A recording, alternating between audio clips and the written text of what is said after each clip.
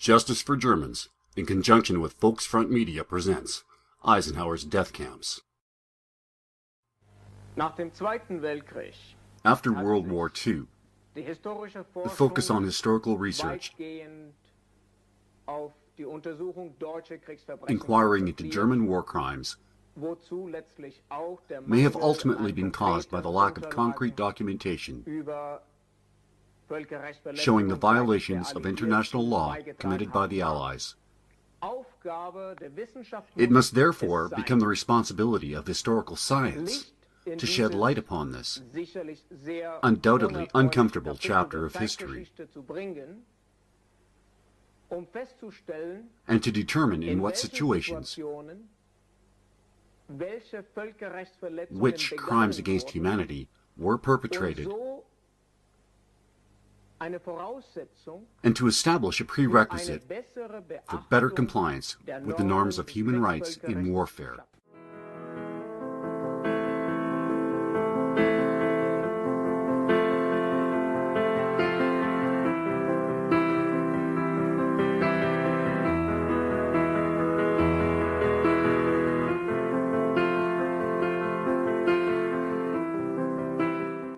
In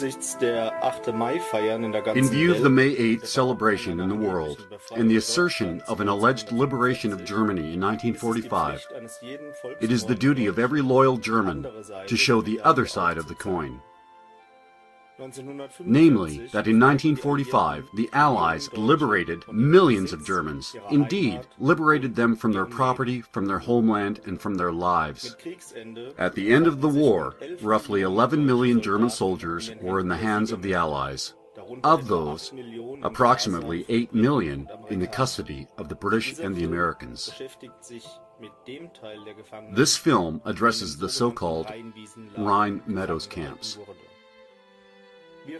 We loyal Germans do not celebrate an alleged liberation on May 8th. Instead, on this day, we mourn the German victims who were exterminated after the war by starvation, hypothermia, and other methods of murder.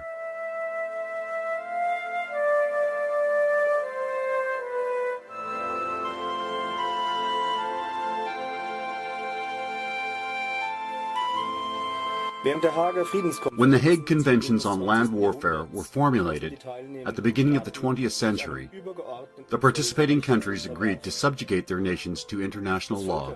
This new body of law was, amongst other things, meant to humanize warfare, meaning that, for example, violence against defenseless human beings such as prisoners of war would be prohibited. On January 26, 1910, the Hague Ground Warfare Rules were ratified by the attending countries, which included Germany, England, France, and the USA. With regard to the treatment of prisoners of war, the following was established as law under Article 7 of the Hague Land Warfare Rules. The government in charge of the prisoners of war is required to provide for the welfare of their prisoners, and in the absence of any special agreement between the warring countries, the prisoners of war are to be treated equally to the troops that took them into custody regarding the nourishment, accommodation, and clothing. On July 27, 1929, the protective provisions of the Geneva Convention, which were formerly only granted to the wounded in war, were also extended to all prisoners of war. It was determined that, henceforth, prisoners are to be treated equally in every respect and on par with the victor's own troops.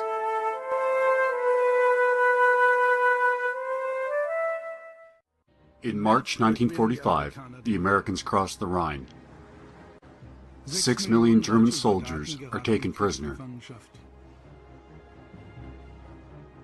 On one day alone, a group totaling 300,000 surrendered. For them, the war was over. The losers can only hope for humane treatment. But their worst nightmare had just begun. At first, I was happy to be in the West, because we all thought, if we're taken prisoner, we'll be better off with the Americans. And so I surrendered with the hope of humane treatment.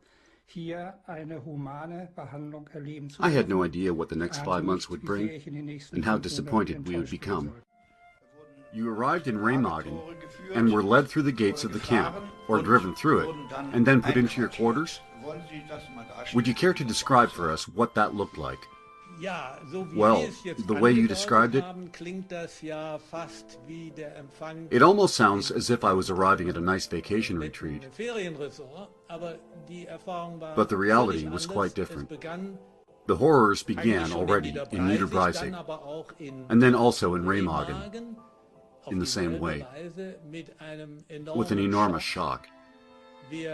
We were chased off of the trucks, and then we saw the alley, the Gauntlet Alley, which the American soldiers formed all the way to the gate with 2 rows, armed with wooden boards, chasing us through the gauntlet with these boards. Come on, let's go, come on, let's go. All was hitting us across the lower back, and this was really an experience which I thought was just not possible. I was thinking then, if soldiers are capable of doing this to other soldiers, then we can expect them to do just about anything to us. Above all, prisoners are supposed to be under the observation of the International Red Cross. And after the conclusion of the conflict, all prisoners are to be released as soon as possible. This addition to the Geneva Convention was also signed by the so-called liberators of 1945.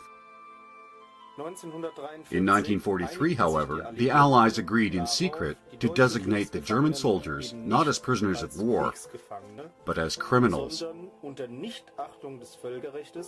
in total disregard of international law. The high command of the respective Allied forces were thus free to handle the prisoners as they pleased. In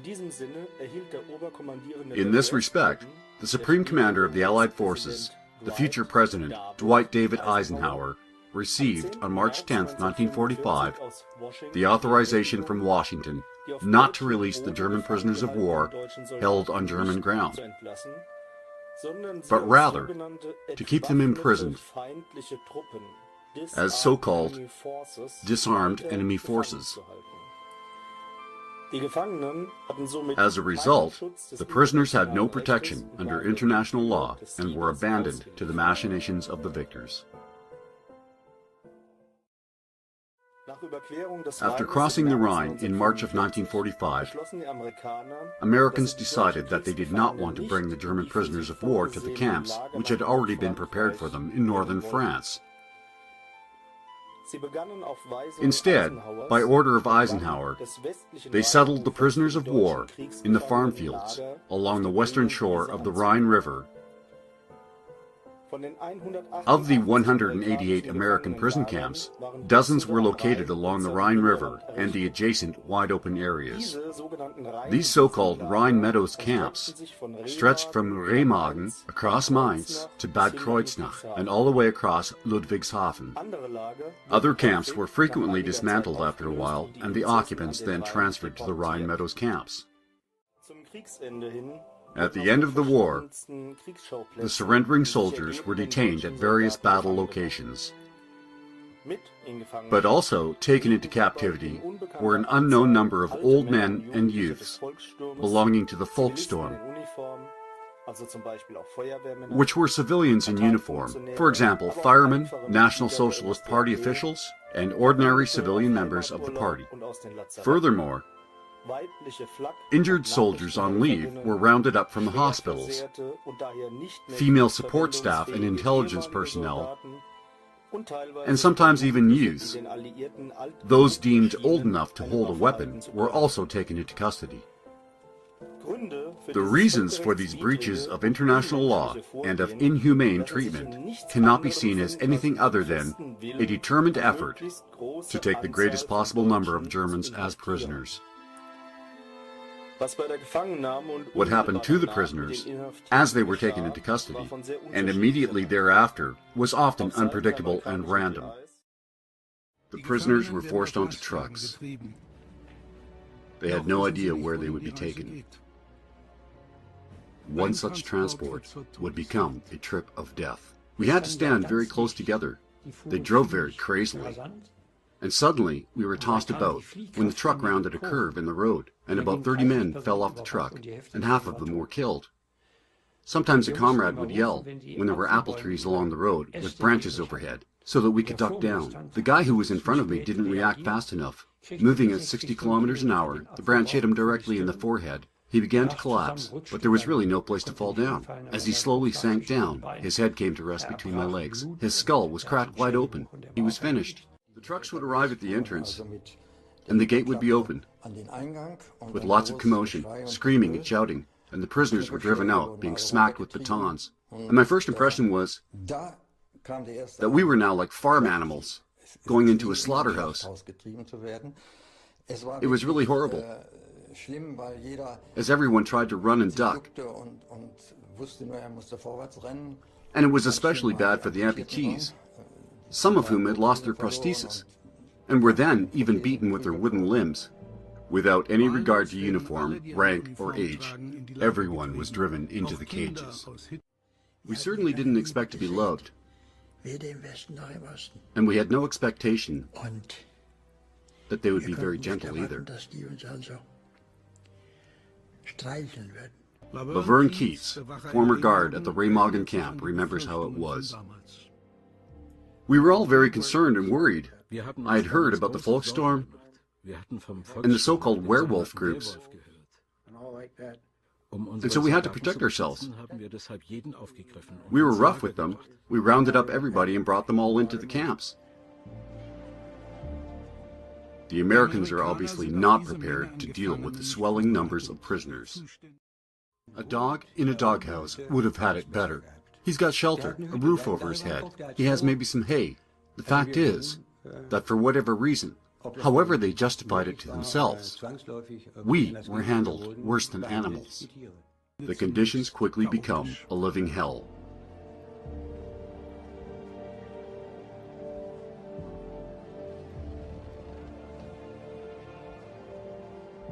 No, we didn't even know where we were going, or even what our job was.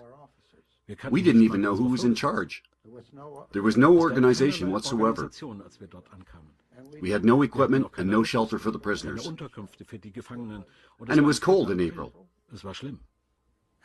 It was really bad. In many camps, from the start, the prisoners received no sort of care whatsoever.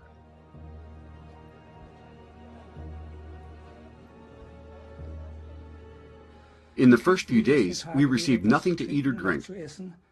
And for the first time in my life, I had to experience men drinking their own urine. I even ate grass, like the others, but the human digestive system is not meant for that. To my understanding, it was because the German civilians and the refugees had so little to eat that Eisenhower did not want to feed the soldiers any better than the civilian population, that he was worried about the overall food supply for the coming fall and winter of 1945. But that was a big lie. The civilians were being systematically starved under the Morgenthau Plan. It is impossible to determine the exact numbers of prisoners in the camps, since the Americans deliberately failed to register them. Only in isolated cases were the incoming and outgoing numbers actually counted. The International Red Cross would have had the ability to take on this work, but they were denied access to the camps. It is estimated that, between April and September of 1945, well over 5 million prisoners were detained in the Rhine Meadows camps. The American GIs conducted themselves very harshly in an effort to convey to the German soldier that he was completely defeated. We have documentation of physical abuse in every form imaginable, with the intention to cause death both before and after the capitulation, with mock executions, nightly arrests of young boys who were dressed only in pajamas, but also, though less frequently, more correct behavior by the GIs. Independent of all this, most of the German soldiers claim that, after their capitulation, they had been repeatedly and systematically plundered by the American soldiers. The Americans stole their watches, their cameras, even their wedding bands. It is no wonder that, in bitter irony, the letters USA were translated into Army of Watch Thieves in the German language. The first thing was, I had to give up my watch. And the thought came over me, these rich Americans are going to steal our watches? That was pretty strange. But it was continuous. The luxury of having your own watch, which every German boy received for his Holy Communion or confirmation, was apparently not something the American soldiers had had. Additionally, the prisoners had to frequently give up their own personal belongings, including shaving utensils, mess kits, rain gear, and tarps. The camps. Most of the Rhine Meadows camps were constructed for about 100,000 men. The actual camp was a large square, open field, surrounded by barbed wire fencing and divided into cages. Such cages usually had a length and width of about 800 square feet. Depending on the location, a cage held anywhere from 5,000 to 15,000 prisoners, divided into various groupings. The cages were patrolled from all sides, and at nighttime, floodlights were kept on. Those attempting to escape were subject to immediate execution, but occasionally the guards would simply shoot into the masses for no apparent reason. After some months had passed, many of the prisoners were transferred to France. 10,000 of them were put to work clearing landmines, an often deadly mission. 1 million German soldiers are condemned to live here for many months at a time, cut off from the world in the open fields between Bad Kreuznach and Wese. For Hitler's former soldiers, the war is now over, and they just want to go home. The wait itself becomes a form of torture. But just how was one expected to survive in an empty, muddy field? I saw one comrade laying down in his hole. We had dug these holes about 6 feet long, 3 feet wide, and 3 feet deep. It was a completely barren field, without shelter, not even a blanket, nothing. I said to this guy, "What's with this hole?" He said, "Well, another guy just died about an hour ago. You may as well take it before someone else does. Otherwise, you'll have to dig your own." So I said, "Okay," and I climbed into the hole. I thought, what the hell? What else is there? This is now your bed, your home. It's all you have. In order to protect themselves from the elements, the prisoners dug these holes with bare hands or empty tin cans.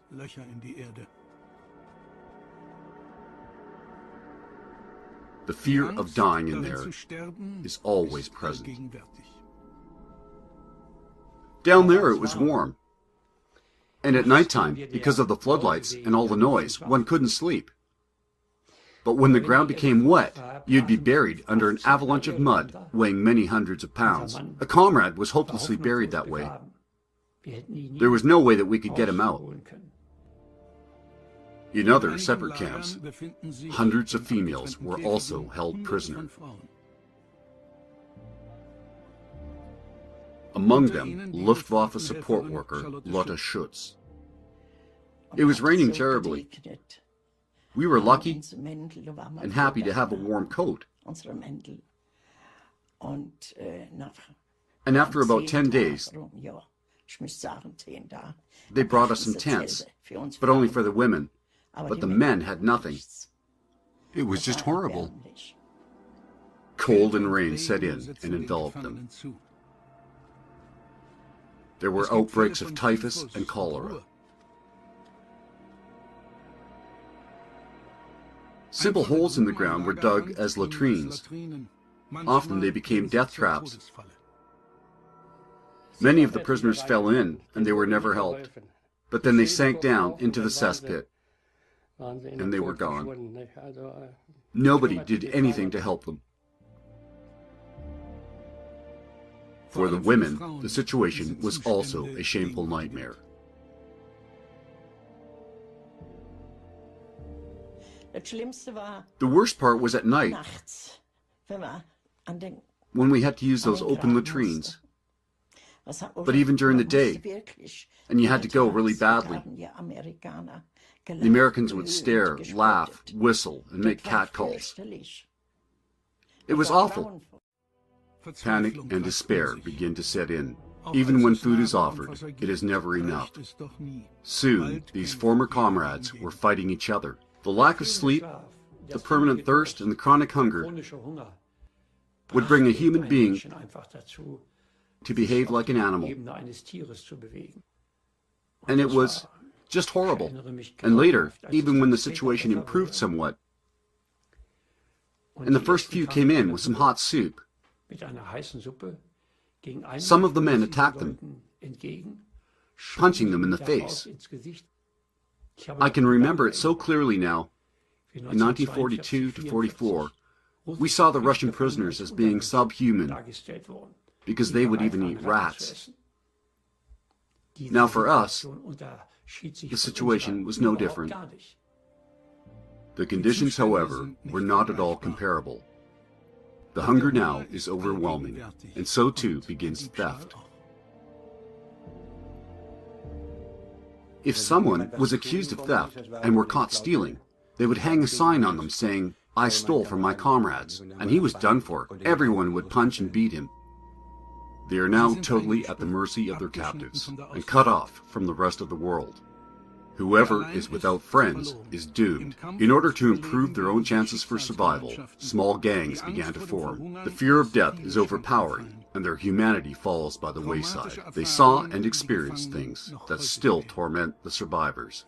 One guy said to me, "Please, I can't even stand up, I'm so sick." And he was very sick.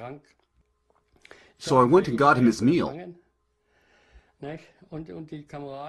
And the people there gave it to me. They believed me. And he was so sick, spitting up blood, and eventually he died. But he slept beside me for 10 days like that, which was not good, or very nice to be around. But I continued to get food for him until I personally couldn't stand it anymore, and just had to move away from him, out of that hole. We were located in smaller camps. There were several camps with 70,000 prisoners on this one field, without a building, without a tent. Most of us were without a coat, sitting day and night in the mud, and we were totally full of lice. I myself had to stand in line for 14 hours, up to the ankles in mud, to get a tin can of water. Whoever could not hold out that long fell over and was counted to the dead, because no one would come to bring them any water.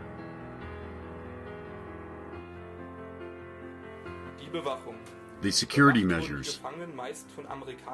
The prisoners were usually guarded by second-rate soldiers, blacks or Polish reserve troops, and former foreign workers. These workers were commanded by other white soldiers. They were seen by the German prisoners as being extraordinarily brutal, arrogant, volatile, and aggressive. Roll call ended with beatings for those who had fallen over due to exhaustion. The soldiers of the Waffen-SS were treated with extreme cruelty, receiving long hours of punitive drills, and brutal beatings to the point of death were frequently observed. There was no respect or restraint in the treatment of high-ranking German officers either. American soldier Martin Breck tried to help. Whenever I would throw them food, the so-called K-rations over the fence, to the prisoners, they threatened me with court-martial. But I continued to do it. They warned me. They said, "Stop it. Don't give the prisoners any more food. That's all they're getting." But I did it, and I kept doing it. Those were rare moments of humanity that the prisoners greatly appreciated. It was a really nice warm day, and suddenly this American soldier nudged me from behind, and he shoved a package of concentrated food rations in my pants pocket. I will never forget that. In those moments, when you are alone and you come face to face with one of them, one had the chance to be seen and respected as being a human being. But in that crowd, never.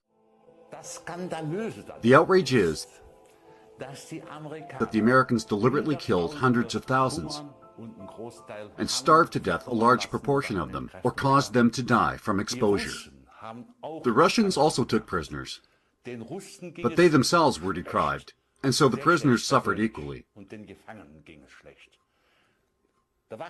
The guards were not really much better off than their prisoners. The Russians really couldn't do any better because they didn't have the resources. But the Americans, and this is the outrage, they even turned away help from charities, and that was purely by intention and design. American investigations confirmed further war crimes. For example, 104 German prisoners of war suffocated in an American train transport. 24 others and 3 civilians were murdered at Tambach. And in Luxembourg, U.S. soldiers murdered 70 German prisoners of war. The living quarters. Daily, more men and women arrived from preliminary holding camps, behind the front lines, locked in cattle cars, and on trucks, and they were poured out of the trucks like trash into the cages behind the barbed wire. Some of the prisoners had already died during the transport.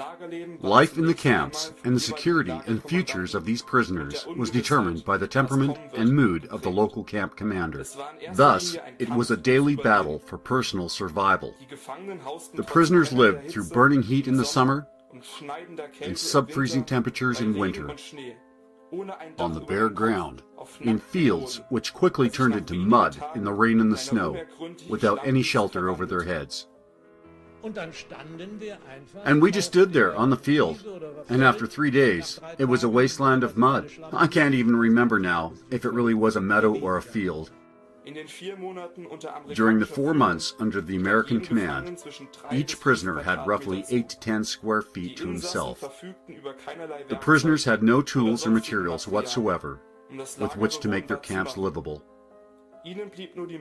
The only possibility was getting a hold of some cardboard, or using empty tin cans or cutlery for digging, and to dig holes in the ground in which to live, which afforded some protection from the elements. Usually 3 to 5 prisoners shared one such hole in the ground, which was just large enough that they could lay in it sideways.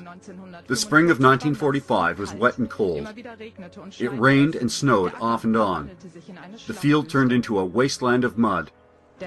Ernst Albrecht, then just 18 years of age, tried to protect himself from the elements. If we were lucky enough to get a hold of some tin cans, we would scrape out a hole the length and width of our bodies. If it was raining, we put the blankets over our heads and stayed that way until the blankets were soaked through.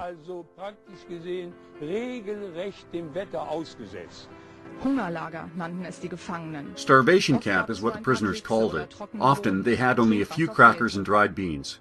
There was no access to drinking water. The digging of these holes was forbidden time and time again, and the prisoners were forced to close them back up. Not just because the ground holes were dangerous, as the rainwater saturated them quickly and they collapsed, but occasionally they would send bulldozers through the camp to seal up the holes, along with the inhabitants within them. Tents were never given out, even though there were plenty of them, in the depots of both the German and U.S. armies. About 40% of the prisoners lived like this in these dirt holes. Only about 5% were lucky enough to have a tent, and the rest of them camped out on the ground. We lived, and myself personally lived, for 4 weeks on the fields, others much longer. In the springtime, when, after a warm spell, there would follow the typical March-April weather, cold, damp, and rain. And since we could not sit down anywhere, we stood most of the time, or just walked back and forth. You didn't have any waterproof clothing, raincoats, tarps, etc., with which to protect yourselves from the rain? On average, I must say that most of them, although I cannot be absolutely certain, had nothing but their regular uniforms. They didn't even have overcoats because they were usually taken from them. There were a few who might have had a tarp, but really only very few. I myself, by sheer luck, received a good motorcycle jacket in the last few days of the war. But they took it from me when I was taken prisoner. But then I managed to steal it back from the heap of coats just as we were marched off. So in that regard, I was a little more fortunate than others. There was only mud. There was no dry place. And since there was only mud, we could only wander around, even at night. But at some point, sleep overcomes you. And so I closed up my coat on the top, just like a pair of pants with a band on the top, and I would let myself drop into the mud, in the hope that I would be able to sleep for a few hours before my feet would begin to freeze. After much delay, we finally had one latrine in every cage. The longer the condition of starvation continued, the weaker the prisoners became. At first, men would help an ill comrade to the latrine, but later they were all so weak that they just relieved themselves wherever they happened to be.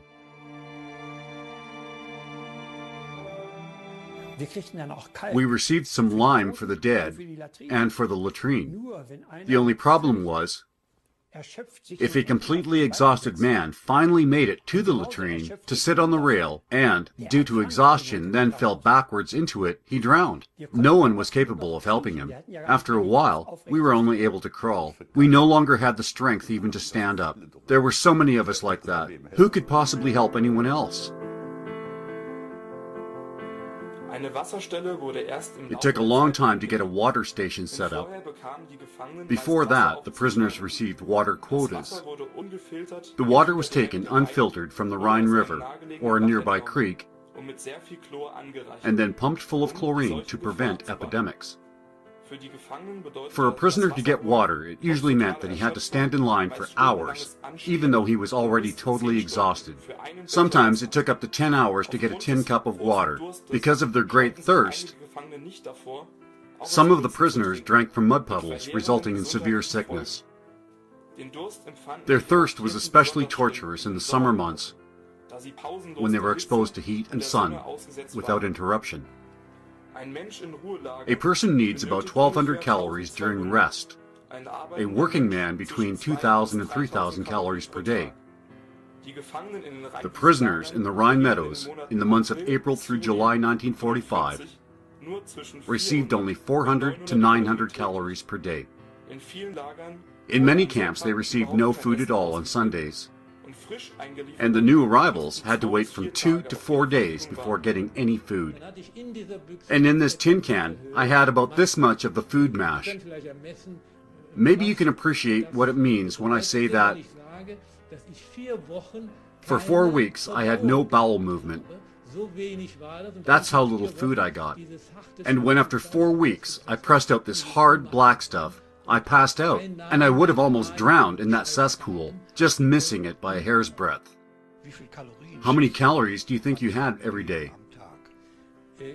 I've researched this, comparing it to the modern calorie tables.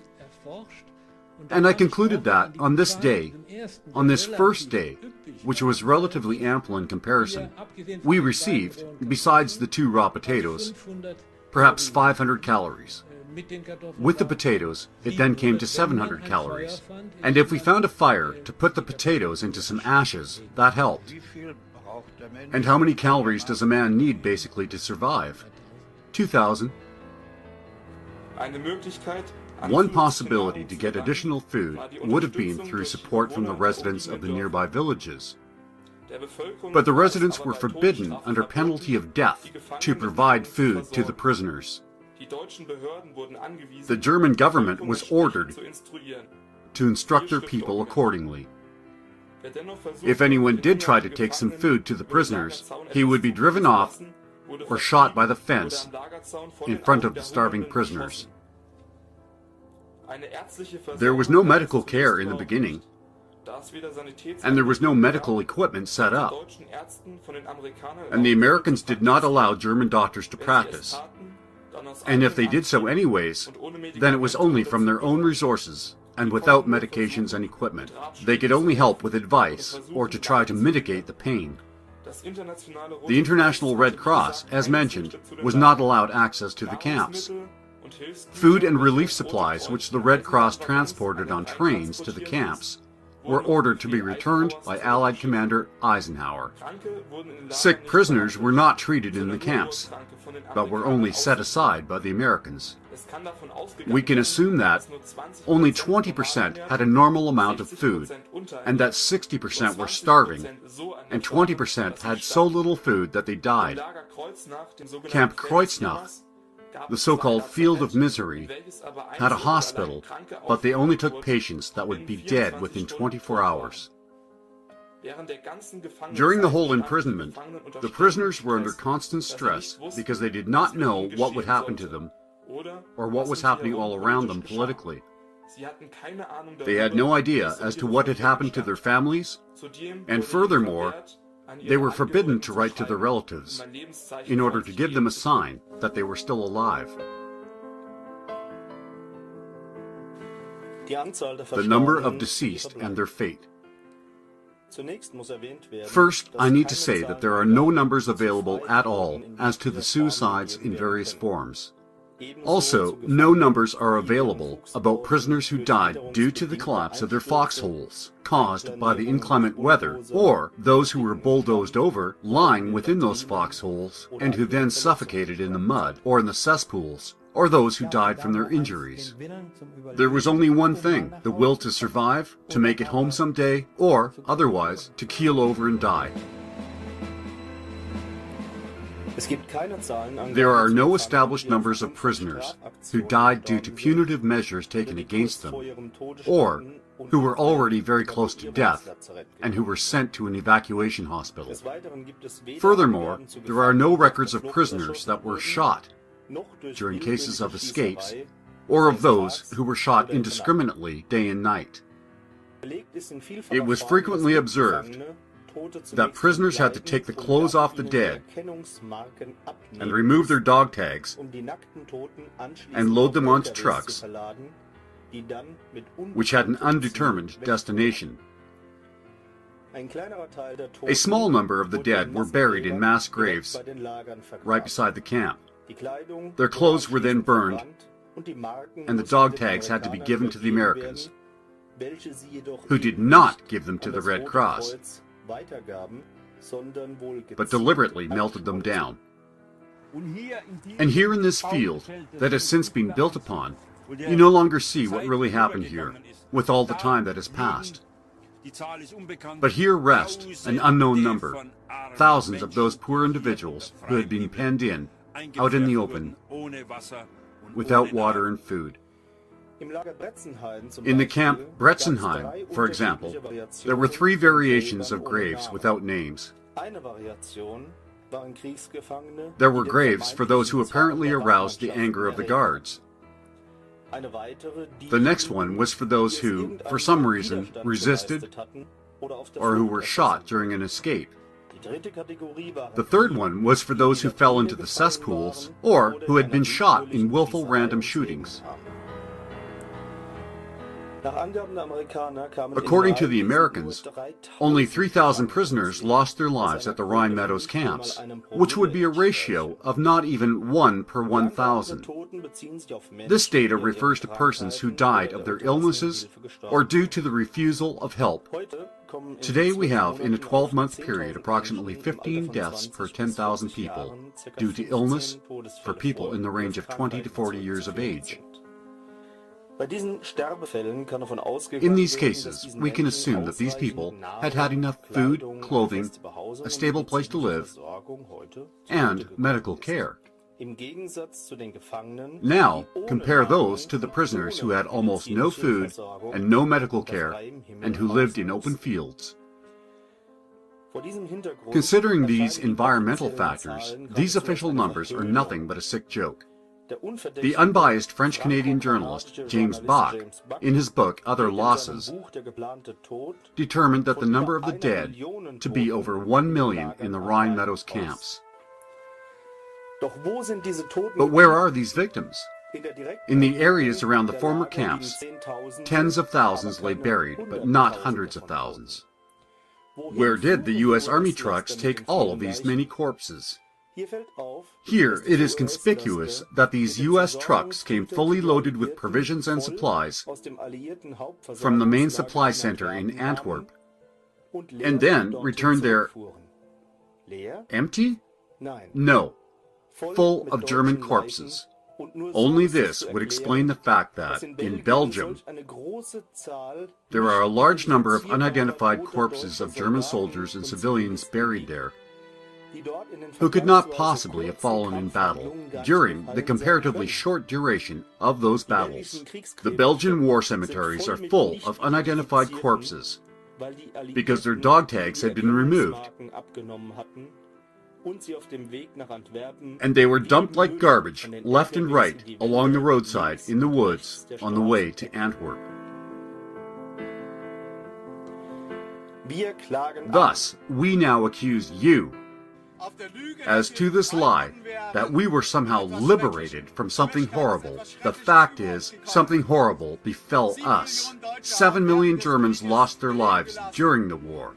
But now, please take note and remember this as the answer to those who would tell you lies. 12 million Germans were murdered after May 8, 1945, and the 1 million who were murdered here, not in meadows, but in the sludge and mud of farmlands by starving them to death within only a few short months, also belong to this number. Tell us, what persuaded the Americans to incarcerate so many innocent people, and for another, to keep them locked up under the conditions presented here? Why were the prisoners not registered? What prevented the Allies from accepting German food supplies, or to use the supplies offered by the Red Cross? Why were these deliberate policies of neglect put into place by the U.S. High Command? Why was it never permitted to give the dead in these mass graves along the line an honorable burial? In conclusion, it has been determined that the systematic murder of these German prisoners has received virtually no attention from the media, and that there is a great need for more detailed research. We hope that this documentary will contribute in a small way towards compiling the evidence of American war crimes. The goal of the victors was, and remains even today, the destruction of the German people. I walked down the Berkusenstrasse, I think it was on July the 15th, and I took a turn into the Eulerstrasse. This was my neighborhood. And as I came down the street, my mother sat in the bathroom crying. I was able to picture it exactly, because she did not even know if her son was still alive. And then the bell rang. And my mother washed her face, dried it off, hoping that the stranger at the door would not see that she'd been crying. Then she walked down the hallway to the door and opened it. And there I stood. And then my mother broke into tears. She was not even able to speak my name. And then only, on perhaps the third attempt, she said, "My boy." And she took me into her arms.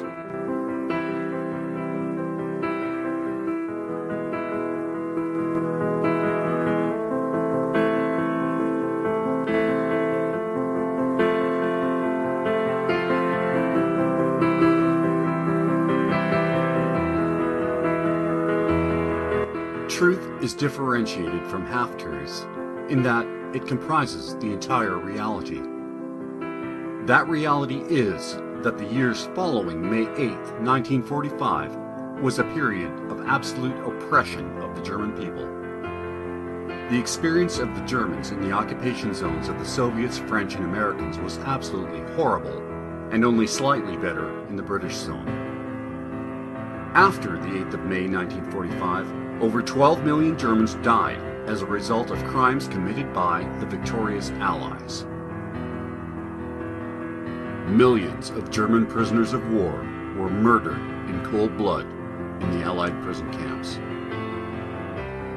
A total of 16 million Germans were forced to flee from Eastern Germany and Eastern Europe, or were systematically driven out of their homes and off of their land. The most shocking part is perhaps the methods that were used to force them out. These expulsions were carried out with unimaginable cruelty. Millions of German citizens were murdered on the spot in their hometowns, or murdered as they tried to flee, or they simply did not survive the journey. Various causes of death were documented as beatings, summary execution, strangulation, drowning, stabbing, repeated rape, castration, crucifixion, whipping and trampling, burned alive, mutilation, or being stuffed into drums and then pumping them full of sewage. During the Nuremberg show trials, the Soviet interrogating officers frequently had German prisoners of war tortured or shot if they did not admit to their alleged crimes. American and Jewish interrogators, in many cases, let their German prisoners starve for many days, poured feces over them, put sacks over their heads while beating them, in order to soften them up for interrogation. In the Malmedy trial, the accused German prisoners had wooden wedges driven underneath their fingernails or had their testicles crushed in order to force confessions.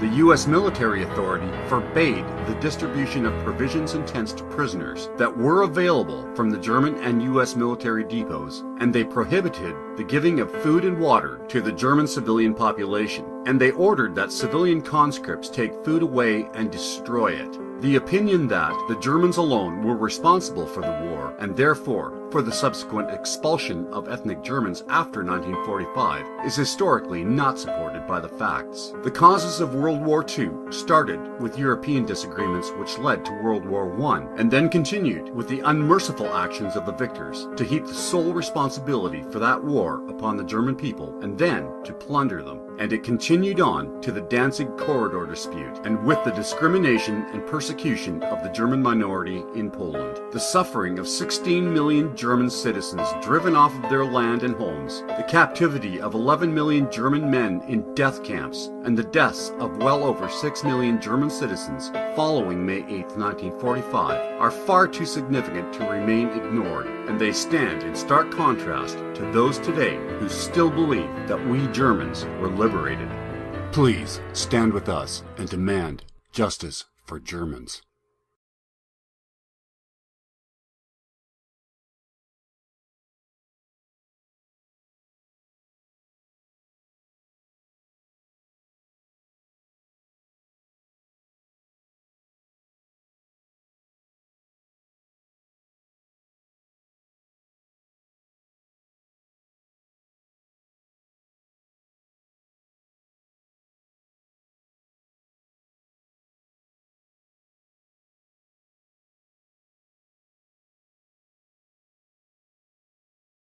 Today, I'm going to share some details about World War II that many of you might not have heard before. I base this information on the hundreds of hours of research that I have done. I base it also on an accurate knowledge of history, on evaluating both sides of an issue, and on my general observations, and last but not least, my common sense. Eisenhower's death camps. Usually when we see the words concentration camp, we naturally associate them with the highly publicized camps of Nazi Germany. Yet, the Nazis did not originate the calculated concentration of people for political, criminal, or cultural reasons. Establishment historians and others routinely conceal the utilization of the ongoing mass incarceration against America's indigenous population.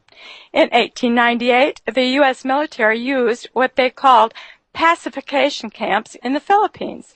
The British, with whom we have some sort of special relationship, used concentration camps to control the dissident civilians in South Africa during the Second Boer War between 1899 and 1902. Britain was attempting to seize their land and primary resources. The population limit of those camps was 117,871. Within 14 months, 20,117 people died. Dwight D. Eisenhower, a notorious womanizer, was friends with Roosevelt's daughter Anna, who introduced him to her father. FDR and Eisenhower had similar worldviews, even from some of the same sources. Eisenhower, like Roosevelt, was a protege of Bernard Baruch, a very, very rich banker. Regarding his admiration for his mentor, on August 5th, 1952, the Veterans of Foreign Wars awarded Eisenhower, then campaigning for the presidency, the very first Bernard Baruch Peace Medal. Why is it that war hawks always win peace medals? Eisenhower responded to the honor by saying, and I quote, "I was one of those who, for the past quarter century, has had the privilege of sitting at his feet," meaning Baruch, "and listening to his words of wisdom, words that still are mighty," unquote. In the same speech, he said that he endorsed the same policies that Baruch had been urging for years. After Eisenhower became president, he promoted many of Baruch's policies, including Baruch's United Nations plan for total disarmament, perhaps to accommodate the Cold War charade. That plan was actually a Rothschild plan. Disarming always leads to rearming, which always produces huge profits for the military-industrial complex. You know, the one that Eisenhower warned us about in 1961. In 1941, Eisenhower initially met Harry Hopkins, Roosevelt's banker-assigned presidential handler. Hopkins may have influenced Roosevelt regarding Eisenhower's meteoric military career. Within a short time of meeting Hopkins, top military leaders closely associated with the White House promoted him over several better qualified officers who actually outranked him. They elevated him to a full colonel in March 1941 and to brigadier general in September 1941. Keep in mind that this was before the attack on Pearl Harbor and before the U.S. entered the war. By February 1942, through the influence of General George Marshall, a Pilgrims Society member, they appointed Eisenhower to Assistant Chief of the War Plans Division. He helped plan the assaults against Japan and Germany. In March 1942, they appointed him as the Chief of Operations Division, War Department General Staff. In June 1942, they made him the Commanding General of the European Theater of Operations, stationed in London. Then, in his spectacular ascent, they advanced him to the position of Supreme Commander, Allied Expeditionary Force for the invasion of Europe, scheduled for December 1943. In February 1944, they designated him as the Supreme Allied Commander of the Allied Expeditionary Force. In January 1943, Stalin, Roosevelt, and Churchill had met in Casablanca to discuss Germany's unconditional surrender. This is an ominous term and a factor in total war, meaning a war where the aggressors target the entire population and a nation's non-military civilian infrastructure. Unconditional surrender includes total submissiveness after the battle and the complete eradication of the existing government. It also means relinquishing all treaty rights, such as the treatment of prisoners according to the Geneva Conventions. At the end of 1943, at the Soviet embassy in Tehran, Stalin and Roosevelt drank a toast to the deaths of 50,000 German officers who they laughingly thought that the Allies should immediately shoot at the conclusion of the war.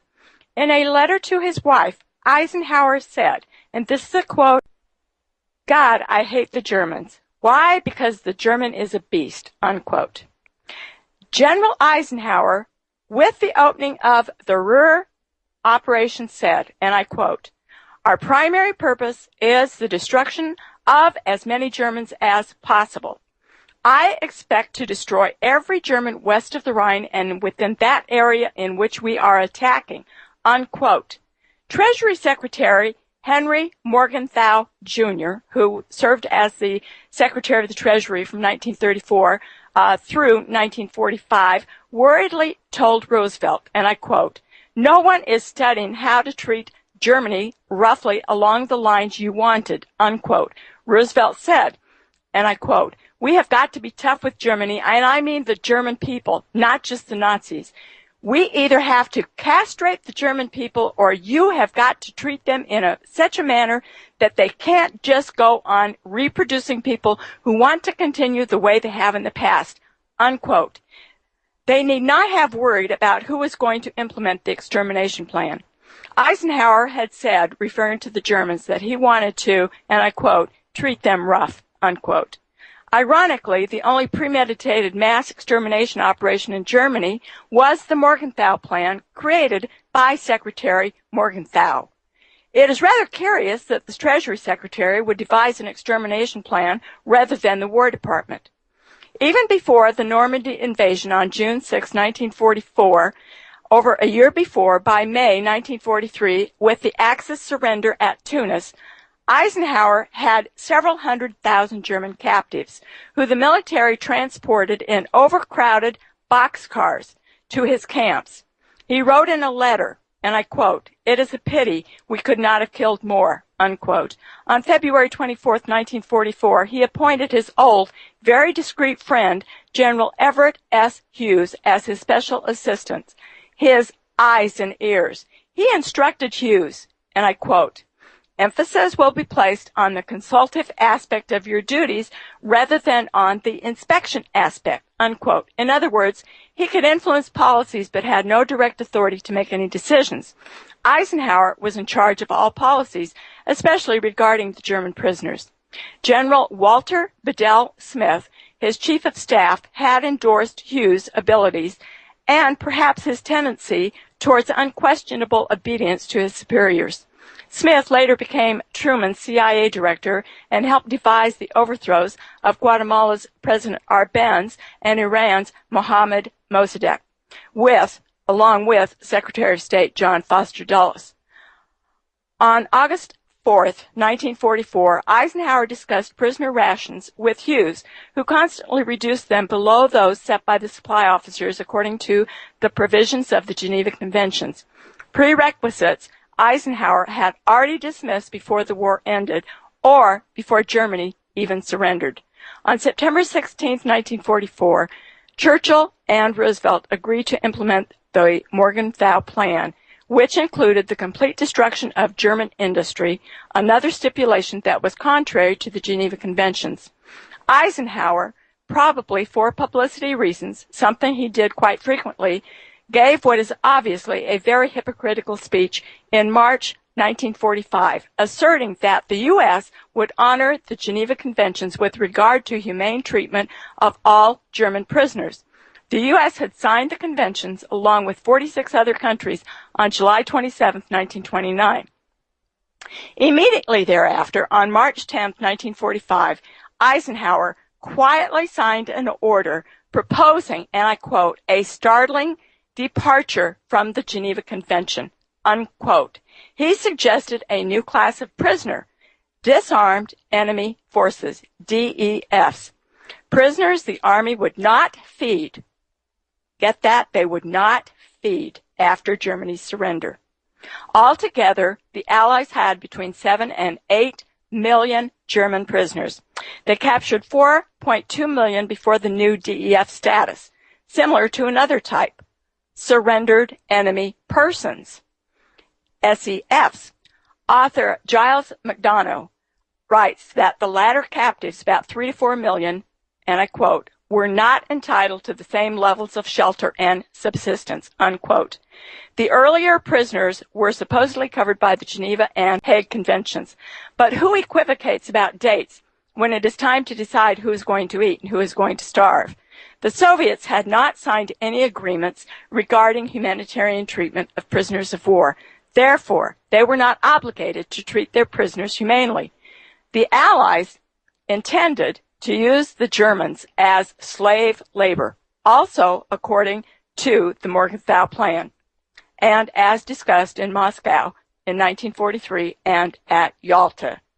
On April 17, 1945, the U.S. opened Camp Rheinberg on the Rhine, about 6 miles wide in circumference. This was just one of several Rhine Meadow camps, actually just enclosures. Many opened in mid-April. Like the others, this one had no food, no buildings, no tents, no cooking facilities, no water, and no latrines, typical of the U.S. camps in Germany. Camp conditions caused rampant disease among the German prisoners who suffered from exposure, overcrowding, and malnutrition. On April 21, 1945, Eisenhower sent another message to General Marshall, reporting that the new prisoner enclosures, and I quote, will provide no shelter or other comforts, unquote. The prisoners would be obligated to improve the enclosures with any available materials. However, there were no available materials.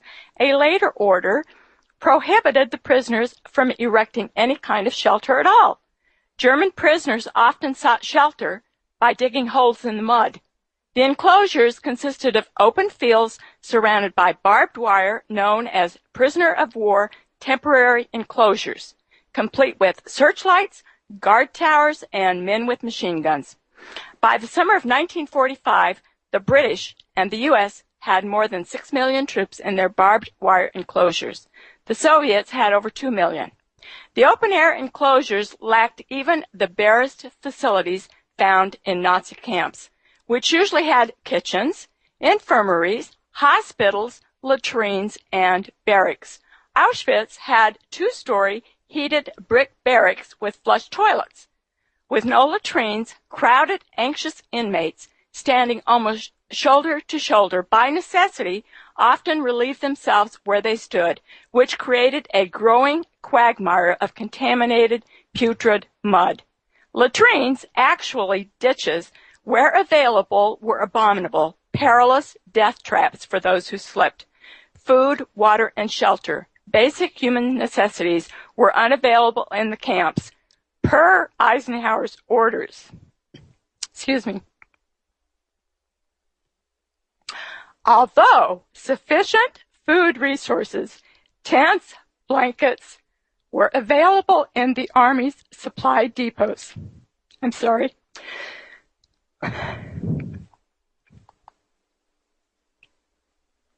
On April 22, 1945, the U.S. had in Europe 50 days worth of 4,000-calorie rations to feed 5 million people and other lower-calorie rations for an additional 50 days. They had the food. They just chose not to give it. Author James Bach wrote, and I quote, "In April 1945, hundreds of thousands of German soldiers, as well as the sick from hospitals, amputees, women's auxiliaries, and civilians were caught. One inmate at Rheinberg was over 80 years old. Another was aged 9. Nagging hunger and agonizing thirst were their companions, and they died of dysentery. A cruel heaven pelted them week after week with streams of rain. Amputees slithered like amphibians toward the mud, soaking and freezing, naked to the skies day and night, and day after day, night after night. They lay desperate in the sand of Rheinberg, or slept exhaustedly into eternity in their collapsing holes," unquote. George Weiss, a survivor, reported that the absence of water was the worst thing of all. And he said, and I quote, "For 3.5 days we had no water at all. We would drink our own urine. It tasted terrible, but what could we do?" Unquote. The U.S. military would not allow the International Committee of the Red Cross to come within the barbed wire enclosures as permitted by the Geneva Conventions.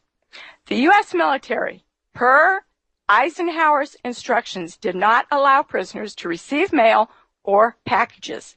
On April 26, 1945, the combined chiefs of staff in Washington cabled Eisenhower their approval of the disarmed enemy forces status for all German citizens, only in U.S. captivity. everybody was considered an enemy, whether they had fought or not.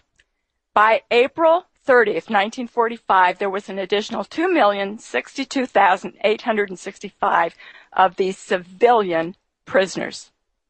The British refused to apply the DEF status to the German prisoners under their jurisdiction. British Army Field Marshal Viscount Montgomery said, and I quote, "The German food cuts have come to stay. We will keep them at 1,000 calories. Britons get 2,800. They gave the inmates of Belsen only 800. The minimum adult calorie intake to sustain minimal health is 1,800 to 2,250 for a sedentary individual." Prisoners under Eisenhower's authority were supposed to get 2,000 calories per day, but in most cases they received much less than even half of that amount, probably around 500 calories per day if they got any at all. According to the Geneva Conventions, all prisoners of war should receive the same rations as the occupying military force. This was applicable to all prisoners, those who voluntarily surrendered or the hundreds who were rounded up in the bombed-out cities. U.S. soldiers got 4,000 calories per day. The U.S. military housed some of the Germans not categorized as DEFs, like scientists and other professionals, in choice locations where they received adequate food and shelter. On May 8, 1945, Germany accepted an unconditional surrender as required by the Allies. On May 9th, Eisenhower's headquarters sent a form letter to all of the German cities and towns under his control, warning all citizens who were also starving against public gatherings or trying to provide food for the prisoners in the U.S. military enclosures. If the U.S. military witnessed any civilian giving food to the prisoners, they would shoot him or her. Apparently, U.S. military leaders considered feeding a prisoner a crime punishable by death. According to witnesses, guards at U.S. camps shot and killed several women who had attempted to deliver food to prisoners who were probably family members. Thousands of ordinary soldiers and citizens perished from dysentery, diarrhea, typhoid fever, tetanus, and septicemia, all related to overcrowding, lack of sanitation, and malnourishment, in numbers unheard of since the Middle Ages. Others perished from cardiac disease and pneumonia. Experts attribute about 9.7 to 15% of the deaths to reasons exclusively associated to malnourishment, like emaciation, dehydration, and sheer exhaustion. Thousands ultimately died, no matter what the medical corps officers wrote, simply because Eisenhower's military minions incarcerated them in the hellish enclosures. Each day, mass burials took place in each enclosure. Between May 1st and June 15th, 1945, the death rate was 80 times higher than anything they had ever witnessed. By the end of May, just 1 month, more people died in the U.S. enclosures than in the bombing of Hiroshima, which 140,000 people died. Eisenhower imposed strict censorship after Victory in Europe Day, May 8th, 1945, more so than when the battle still raged. Newspapers in the U.S. did not report anything about Eisenhower's camps, especially not in the New York Times, who even admitted on May 27th, and I quote, "The American people are being deprived of information to which they are entitled," unquote. Well, things haven't changed a bit now, have they?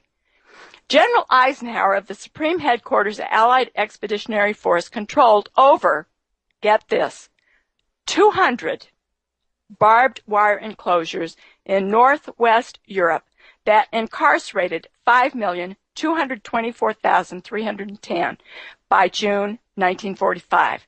The worst of the U.S. temporary enclosures were the Rhine meadow camps, such as Bad Kreuznach, I'm going to butcher these words, Remagen, Sinzig, Rheinberg, Heidensheim, Wickrathburg, and Buderich. All the enclosures were overcrowded, putrid, and disease-ridden. For instance, the capacity for camp number 18 was not to exceed 6,000 to 8,000 prisoners. However, there were 32,902 prisoners held there. At least 1,400,000 German prisoners failed to return to their homes following the war. Author Giles McDonough wrote that at least 1.5 million Germans died in those camps due to their ill treatment and starvation. In contrast, in 1945, the American Red Cross said that 99% of the U.S. POWs held in German camps had survived and were soon returning home. Information about these camps never appeared in any newspaper anywhere, then or now. The U.S. government sponsored subsidized and sanitized history books protecting their participation in the total destruction of Germany and many of its non-combatant people. Willy Brandt, U.S. puppet chancellor from 1969 to 1974 of the Federal Republic of Germany, through the West German Foreign Office, provided a long-term cover-up of U.S. atrocities. The U.S. maintained a strong presence in West Germany. In 1976, West Germany, one of six nations, helped found the Group of Six, G6.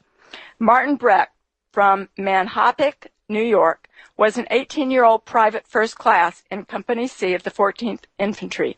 In 1990, when he revealed his story after decades of silence, he was a professor of philosophy and religion at Mercy College in New York.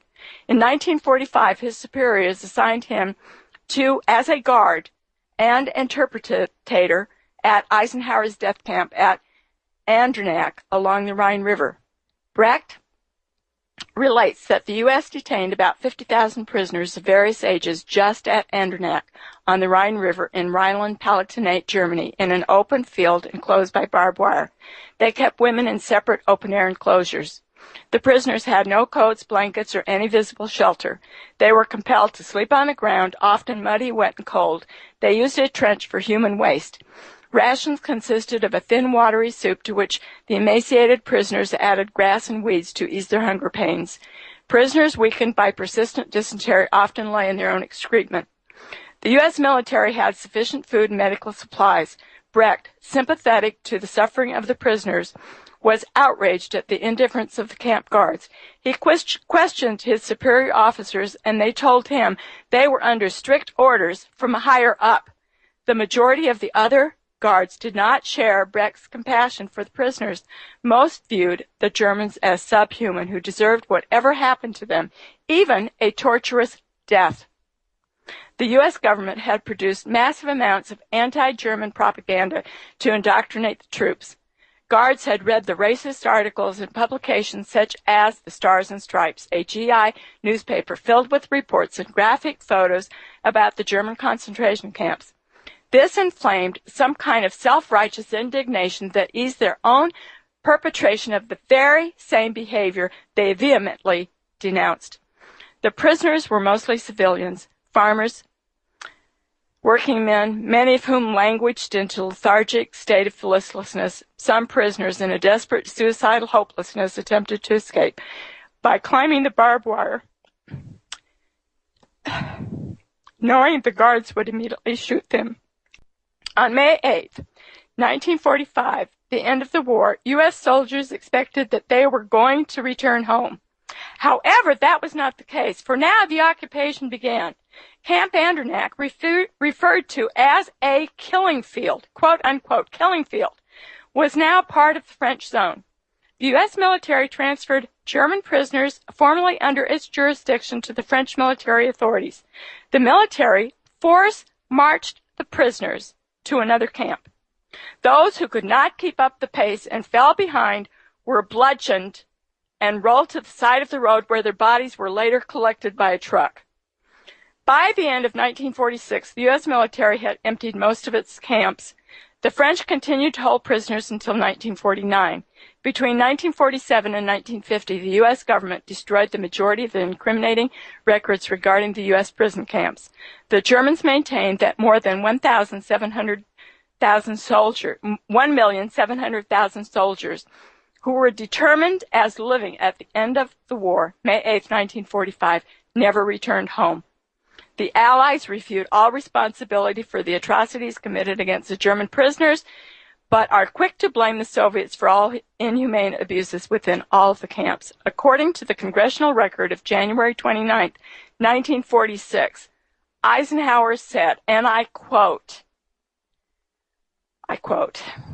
"While I and my subordinates believe that stern justice should be meted out to war criminals by proper legal procedure, we would never condone inhumane or un-American practices upon the helpless, which is one of the crimes for which those war criminals must now stand trial."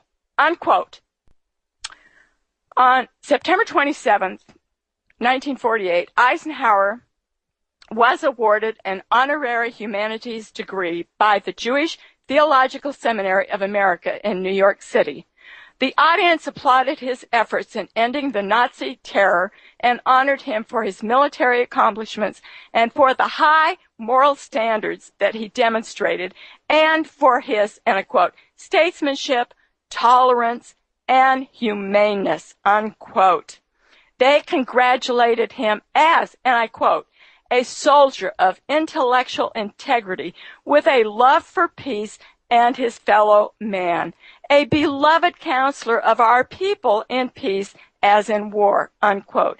In his acceptance speech, he acknowledged his conviction of what Americans believe in, regardless of, and I quote, race or creed. He said, and I quote, "Our Army fights to defend our way of life, freedom for each of us to worship God in his own way," unquote.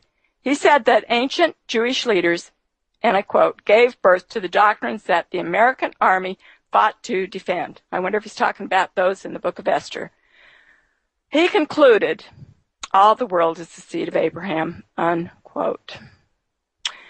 So I hope that gives you kind of a different viewpoint of Eisenhower, and I hope that you will investigate this on your own.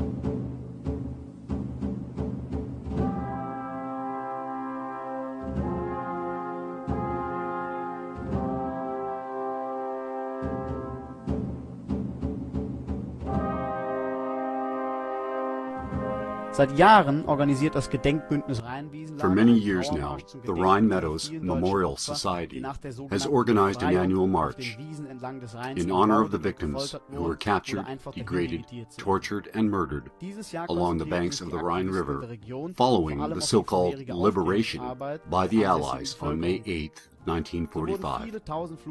This year, the group focused on the evidence collected from years of investigations into these crimes in order to raise public awareness.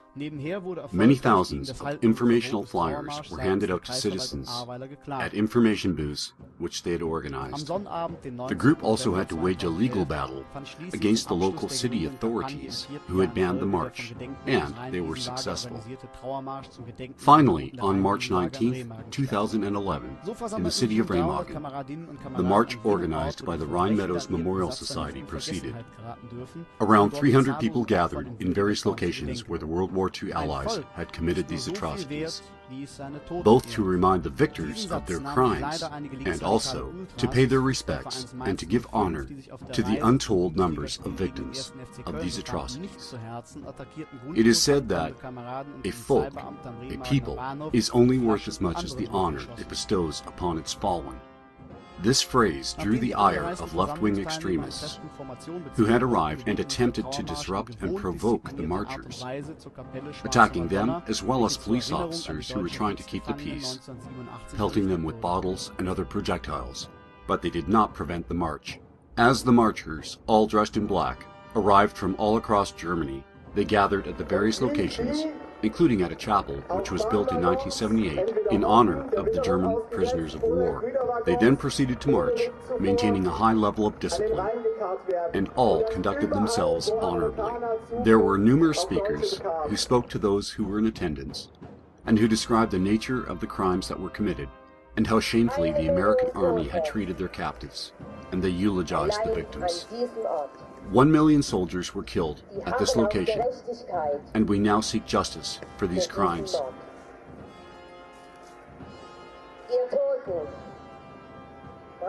It is our sacred duty to honor the victims and to never forget them.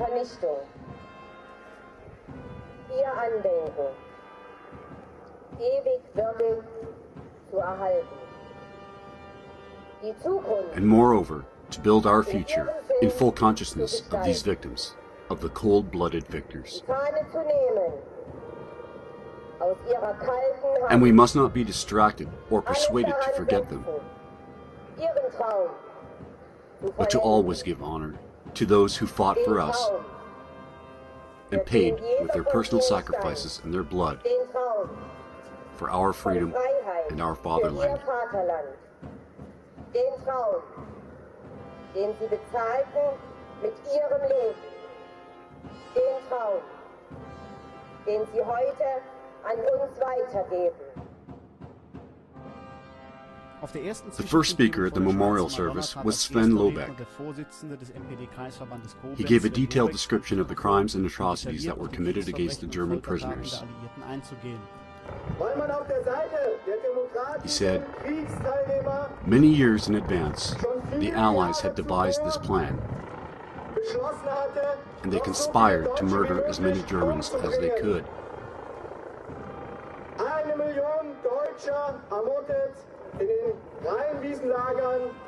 1 million German victims were murdered in the Rhine Meadows death camps. Next, Ralph Tegethoff spoke, and he stated clearly that these death camps had been built after the capitulation, which, so we are told, had ended the war, and as such, they made a total mockery of the surrender and of themselves and their stated intentions for waging that war. He said, "We have received an order. This order came from no man nor woman. This order came from our conscience, to come here and to participate here today.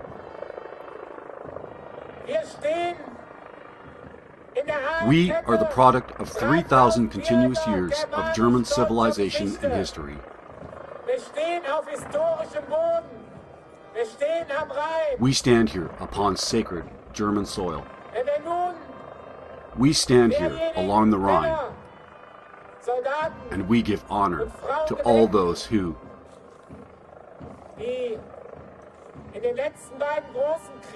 in 2 world wars, sacrificed their lives, their blood, their limbs, and health for the perpetuation of the German folk.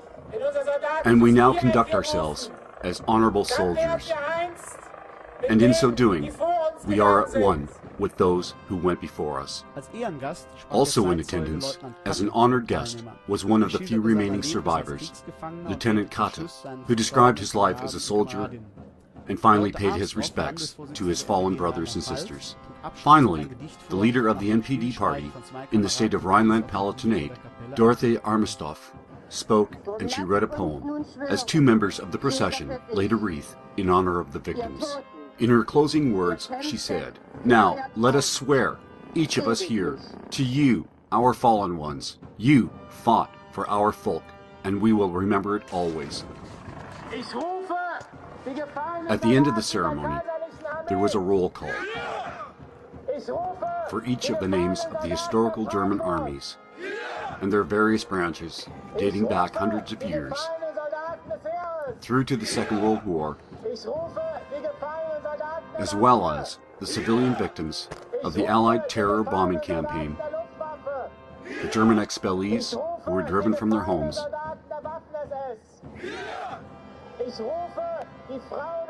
and all of the civilian victims of the Allied post-war policies of extermination of the German people.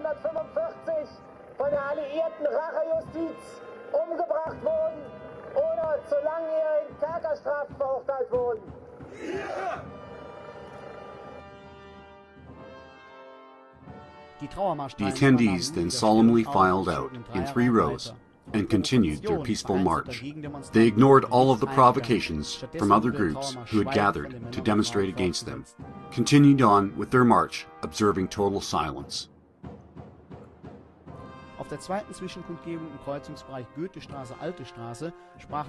At another location in the city, several other activists spoke to those who had gathered there, one from Dortmund, one from Wuppertal, and another from the Rhine-Main region. Sven Skoda was the last speaker, and he said that they had gathered there on that day to speak out, to break the silence, to challenge the lies, to honor the victims and honor our own people, our traditions and history.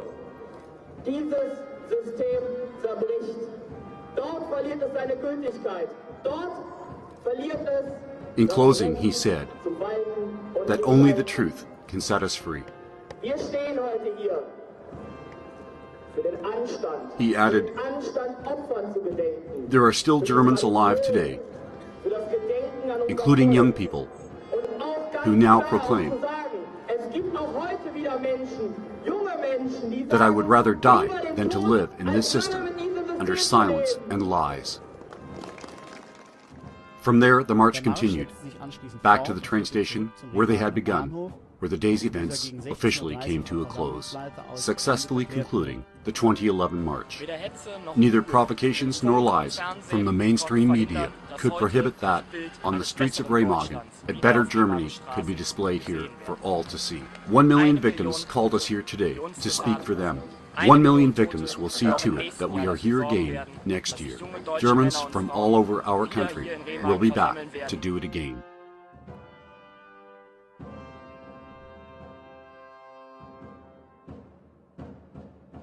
"1 million German victims beg for truth and justice."